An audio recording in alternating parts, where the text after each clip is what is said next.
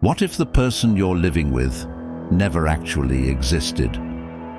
This is the terrifying true-like story of Maya Thompson, who found out her roommate was not who she thought. When Maya Thompson signed the lease for her new apartment in downtown Chicago, she thought her life was finally about to settle. At just 24, she had been juggling school, part-time work, and the endless stress of rent. The one-bedroom apartments were far beyond her budget, but then, like a miracle, she stumbled across an online listing. Two-bedroom apartment, quiet area, looking for a roommate to share rent. It was perfect. The listing had only one photo, a pale-looking girl with long black hair, smiling faintly at the camera. Her name was Lena. The messages they exchanged online were brief but polite. Lena wasn't talkative, but she seemed kind. And when she said, "I'm quiet, I just need someone around so the place doesn't feel empty," Maya felt a strange sense of relief. The day she moved in, Lena helped her carry boxes up the narrow stairwell. She didn't speak much, but her presence was calm. Maya noticed her hands were ice cold when they brushed accidentally, but she ignored it. That first night, as Maya unpacked, she heard something through the thin walls, Lena humming softly. The tune was delicate, almost like a lullaby. It wrapped around Maya like comfort. At least I'm not alone, she thought. Days turned into weeks, and living with Lena felt easy, too easy. She paid rent on time, did her share of chores, and never complained. She rarely left her room, but Maya didn't mind. Privacy was a blessing, but there was something odd. Maya never once saw Lena leave the apartment. Never saw her come back either. Her door was always shut in the morning, always shut at night. Still, the evidence of her existence was there. A mug rinsed in the sink, groceries in the fridge, faint footprints in the hallway. Maya brushed it off. Maybe Lena worked remotely. Maybe she was shy. But one afternoon, as Maya sat in the living room, she saw something that unsettled her. Lena walked past, slowly, quietly, heading to her room. She never looked at Maya. She never acknowledged her. Just glided by. The door closed softly behind her. And in the silence that followed, Maya realized her roommate hadn't said a single word to her all week. That night, as she lay in bed, the humming began again, louder this time. The lullaby floated through the apartment, pressing against her walls, seeping into her bones. And for the first time, Maya felt uneasy. It started small. Maya noticed the dishes. She was sure she hadn't cooked pasta that night, yet the colander was wet in the sink. Milk she hadn't bought appeared in the fridge. And once, she swore she left her keys on the counter, but the next morning they were neatly placed on the hook by the door. She told herself Lena was just tidy, but the thought crept in, why didn't I ever see her do it? One evening, determined to break the awkward silence, Maya knocked on Lena's door. "Hey, you want to grab dinner together?" For a long time, nothing. Then, finally, Lena's soft voice. "Not now, I'm tired." The sound was muffled, almost too distant. Maya pressed her ear against the door. The air felt cold, like a draft leaking through. Shivering, she stepped back. The days grew stranger. Maya's friends came over one weekend, and when she introduced the apartment as a two-bedroom, her best friend laughed. "Maya, this is a one-bedroom. Look, the lease papers literally say Unit 204, one bed, one bath." Confused, Maya insisted, "No, I have a roommate. Her name's Lena." But her friend's expression shifted to concern. "Maya, there's only one bedroom here. Where's this roommate of yours?" Her blood ran cold. She rushed to show them Lena's room, but the door was locked tight. She knocked, calling, "Lena, open up, please." No reply. Her friends exchanged worried glances. Maya forced a laugh, saying Lena must be sleeping. But when they left that night, she stayed awake in the living room, staring at the closed door. At 2 a.m., the humming started again. That same haunting lullaby seeping out from behind Lena's door. Maya's skin prickled. She whispered into the darkness, "Who are you?" No answer, only the tune, soft and endless, until it faded with the morning light.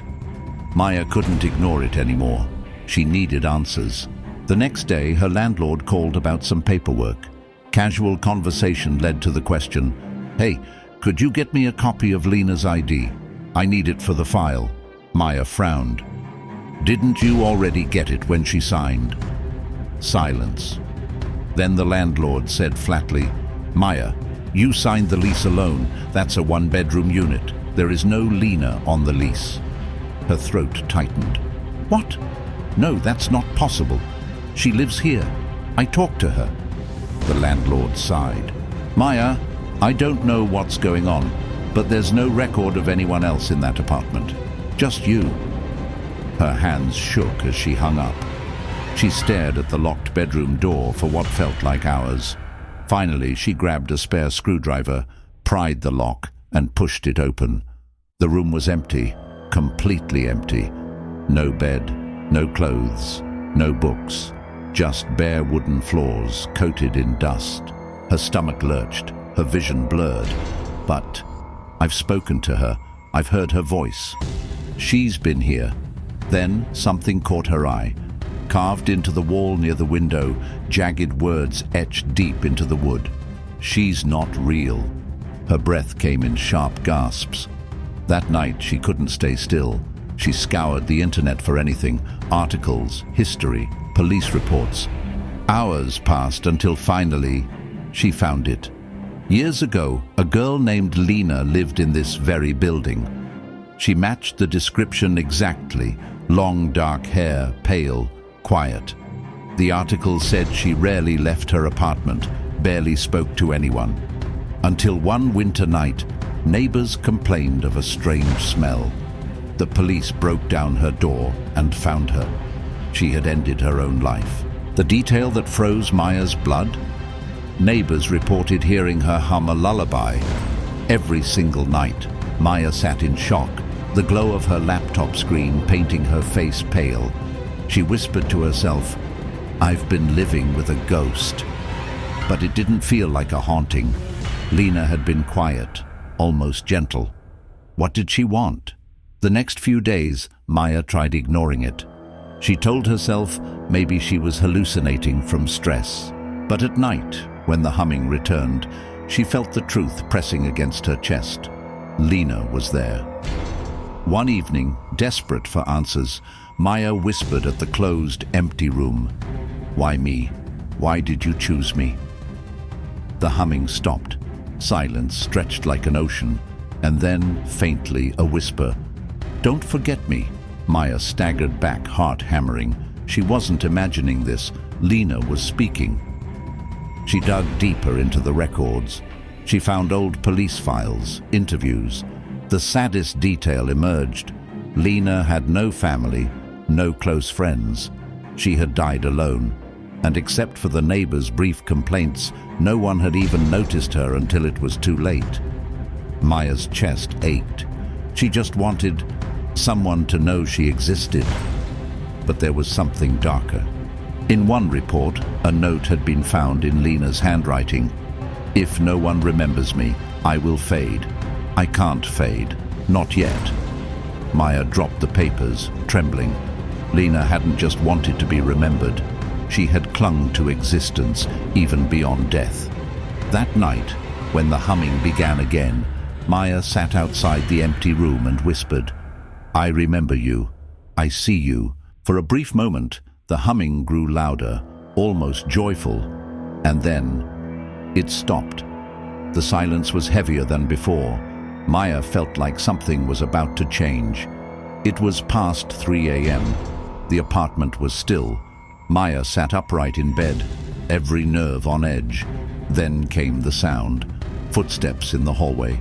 Soft, careful, slow. Her breath caught. She grabbed her phone, but the battery was dead. The footsteps grew closer until they stopped outside her door. The humming began again. That lullaby, low and sorrowful, vibrating through the air.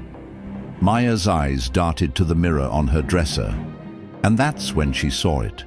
Her, Lena, standing behind her, reflected in the glass. Pale face, dark, hollow eyes, long black hair falling over her shoulders. She looked exactly as Maya remembered. Maya's throat locked, but she forced words out. "Lena." The figure tilted her head, lips curling into a faint, sorrowful smile. In the softest whisper she spoke. "Don't forget me." Tears welled in Maya's eyes. She whispered back, "I won't. I promise. You're not alone anymore." The lights flickered. The air grew icy cold. And for a moment, it felt like the world tilted sideways. Then Lena nodded once, slowly. The humming faded. Her figure dissolved into the air, like mist in the wind. The apartment was silent again. Maya sat there for hours, trembling but strangely calm. The emptiness she had felt when she moved in was gone, because now she knew. She had carried Lena's memory. From that night on, the door stayed unlocked, the room forever empty. But Maya never heard the lullaby again. She often wondered, had Lena finally found peace? Or was she still watching, making sure she wasn't forgotten? One thing was certain, Maya would never forget her. And maybe that was all Lena ever wanted. Sometimes the scariest stories aren't about monsters, but about souls desperate not to disappear. If this story gave you chills, hit the like button, share it with your friends, and subscribe for more haunting tales. Because the next story might be about someone you know.